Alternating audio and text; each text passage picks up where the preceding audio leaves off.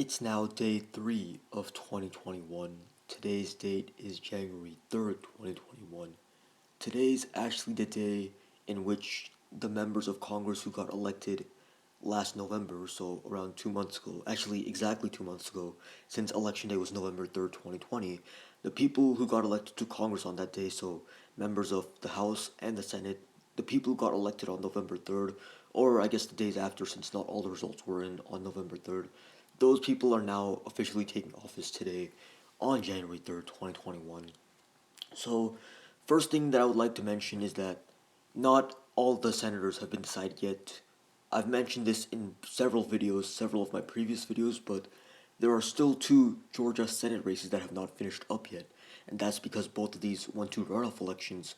Neither one of these Senate elections finished up on November 3rd because no candidate got 50% of the votes or more in either of these Senate races. So when election night happened on November 3rd, in both of these Senate races in Georgia, each candidate got below 50% of the votes. Now, the reason why there were two Senate races to begin with in Georgia, when there's usually only one per state, is because there was the normal Georgia Senate election, which was David Perdue versus Jon Ossoff. That's just the standard election that happens every 6 years, but there's also another Senate election that happened that was the special Senate election in the state of Georgia. Now, the reason for this is because at the end of 2019, at the end of, I guess now it's the year before last year, Johnny Isakson, who was serving as a senator from Georgia, he retired due to health problems. And in the start of January, at the start of last year, so right around a year ago, in fact, Kelly Loeffler was appointed by the governor of Georgia, Brian Kemp. He appointed Kelly Loeffler to fill that Senate seat until a special election came around.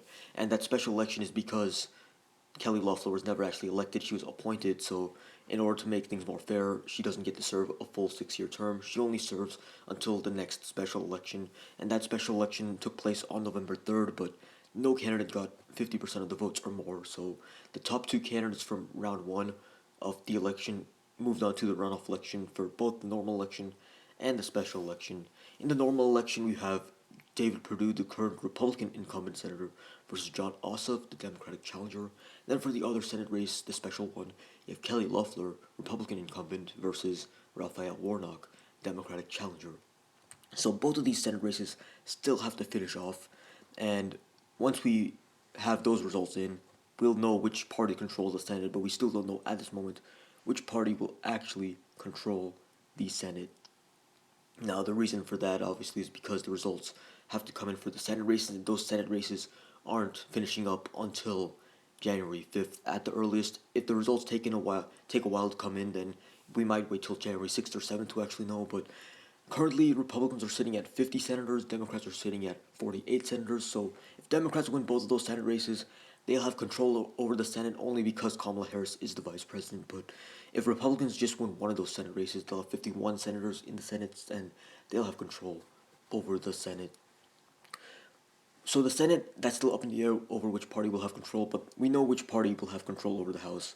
It's the Democrats. They lost several seats in the 2020 House elections, but they still had enough seats afterwards to where they still had a majority in the House, and because of that, it appears, as of now, as I speak, on January 3rd, 2021, that Nancy Pelosi will be reelected as the Speaker of the House for the next 2 years, so she'll be the Speaker of the House until at least January 3rd, 2023, unless some other unexpected event comes up, which I don't think is likely. So, Nancy Pelosi is Speaker of the House. Mitch McConnell will probably be Senate Majority Leader unless both Democrats win their Senate race in Georgia. Then Chuck Schumer would be the Majority Leader. So that's still up in the air. But here's a few other interesting facts that I would like to talk about concerning the new Congress that's just now taking office today. So, this is the 117th United States Congress, that's the official name of it. And these people who are taking office today, they will be able to serve in office until at least January 3rd, 2023. That is, unless they either resign or pass away. Now, a member of the House or the Senate may resign in the middle of their term for a variety of different reasons, but I really just hope that none of the House members and none of the Senate members pass away within the next 2 years. A very unfortunate event actually happened just a few days ago, right before 2020 finished up, on the last couple days of 2020. it was actually announced that one of the members of the House, they hadn't officially taken office yet, but he was about to take office. He would have taken office today, but unfortunately, he died just a few days before he was able to take office because of COVID 19. So this guy's name was Luke Letlow. He was only 41 years old. His 41st birthday was actually December 6th, 2020. And he actually got elected to the House in Louisiana as a Republican on December 5th, 2020, so one day before his birthday. So just a few weeks before he passed away, he got elected to the House officially in the state of Louisiana. But just a couple weeks after getting elected, he got infected with COVID 19 on December 18th, 2020. Now, this guy was only 41 years old. He was pretty young. So you would think that he would have a really good chance of surviving this disease. But unfortunately, just 11 days later, on December 29th, 2020, he unfortunately passed away from COVID 19. And the thing is that he didn't even have any pre existing health conditions. It was just COVID 19 that killed him off. There was nothing else that made it worse. And I think that just shows that even if you're not above the age of 60 or 70 or whatever, and even if you don't have pre existing health conditions, this virus can still be pretty risky and it can still screw you over badly. So I urge everybody watching this, please take this virus seriously. Please take all the precautions you can to stop this virus from spreading. It's actually a pretty serious virus. It's already killed 0.1% of the United States population, which is around 350,000 people.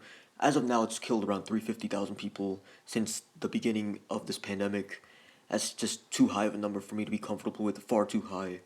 That is just a very tragic event that's happened, that many deaths, and I'm hoping that the vaccines get distributed to enough people soon to stop the deaths from going much higher, but as of now, as I speak, there's not that many people that have actually gotten the vaccine. The distribution process has been a lot slower than I was hoping for.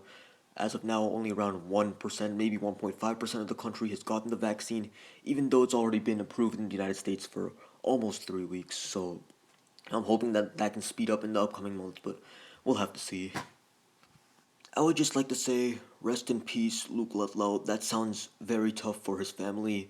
He had two young children, and having their dad pass away when they were still young children, that is not something I would ever want to deal with. So I feel very sorry for Luke Letlow's family, and I hope that more people can just get this vaccine soon because the distribution process in the United States has not been going so well. But getting back to the main point of this video, one thing that I found pretty interesting about one of the members that is going to take office today and will be serving in the House of Representatives starting today is that he's only 25 years old. As you may know, the constitutional age requirement for serving in the House of Representatives is that you have to be at least 25 years old. For the Senate, it's 30 years old, and for the President, it's 35 years old. But for the House, you only have to be 25 years old in order to be eligible to serve in the House of Representatives. And one interesting thing is that one of the members taking office today is exactly 25 years old. His name is Madison Cawthorn. He was born in 1995. I found it pretty surprising that somebody that young was able to get elected to the House. I believe that he's actually one of the youngest people in history to get elected to the House of Representatives, and he's the youngest member in quite a while to have gotten elected to the House.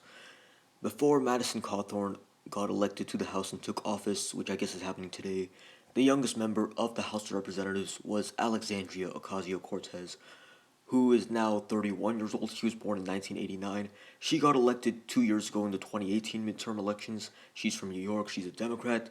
But now we have this 25-year-old Republican named Madison Cawthorn from the state of North Carolina, and he was born in 1995, which means that when 9/11 took place, he was only 6 years old, and when Obama got elected, he was only 13 years old, which is pretty amazing, actually. The fact that someone only a few years older than me, because I was born right around the early 2000s, so somebody just a few years older than me got elected to the House, which I think is pretty crazy to think about.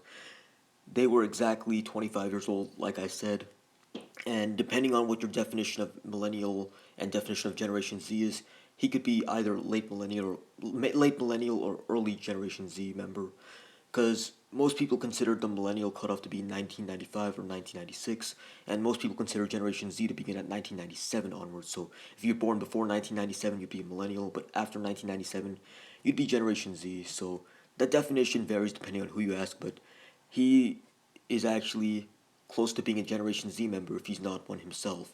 And I think that in a few years, maybe by like the late 2020s or early 2030s, we'll start seeing a lot more people from my generation, Generation Z, being elected to the House of Representatives. So, now getting back to the Speaker of the House vote in the House of Representatives, it appears that Nancy Pelosi got 216 votes from House members, and Kevin McCarthy, the Republican minority leader, got 209 votes in the House of Representatives for the Speaker of the House election. So Nancy Pelosi won, but by a small margin, and that's because Democrats won the House elections by a small margin in the 2020 House elections. They still had a majority, but they had fewer seats after the elections than before the elections. But they still had enough to have a majority in the House and had enough votes to re-elect Nancy Pelosi as Speaker of the House. Now, you may notice that 216, the number of votes that Nancy Pelosi got in the Speaker of the House election, that's less than half of 435. And normally you need at least half of 435 in order to have enough votes to become Speaker of the House, because you need a majority of the votes to actually become Speaker of the House. Half of 435 is 217.5, so if you're rounding up, you need at least 218 votes. But the reason why she was able to get elected with 216 votes in the House is because, for two reasons actually. One of them is that there were only 433 members who even had the ability to vote in this election, and that's because there are two currently vacant seats in the House of Representatives. One of them is Louisiana's 5th Congressional District. That's the congressional district that Luke Letlow would have represented, but he unfortunately passed away from COVID-19 just a few days ago. So that seat is obviously vacant, and they're going to have to do a special election for that seat.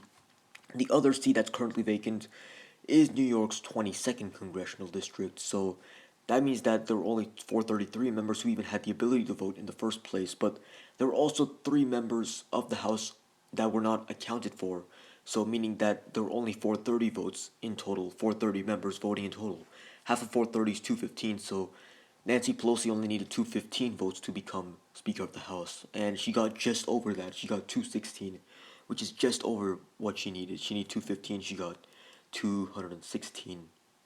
So she barely made it, but if you add up 216, the number of votes Nancy Pelosi got, and 209, the number of votes Kevin McCarthy got, the Republican minority leader in the House, that only adds up to 425 and not 435. The first reason for that is because, or the first two reasons, I guess, is because one, there's those two vacant seats in the House, and two, there's those three members who didn't vote. But the other reason for that is because there are five members of the House who voted in this House election, but they didn't vote for either Nancy Pelosi or Kevin McCarthy. So there are five members of the House who showed up to vote for Speaker of the House, but didn't cast their vote for either Nancy Pelosi or Kevin McCarthy.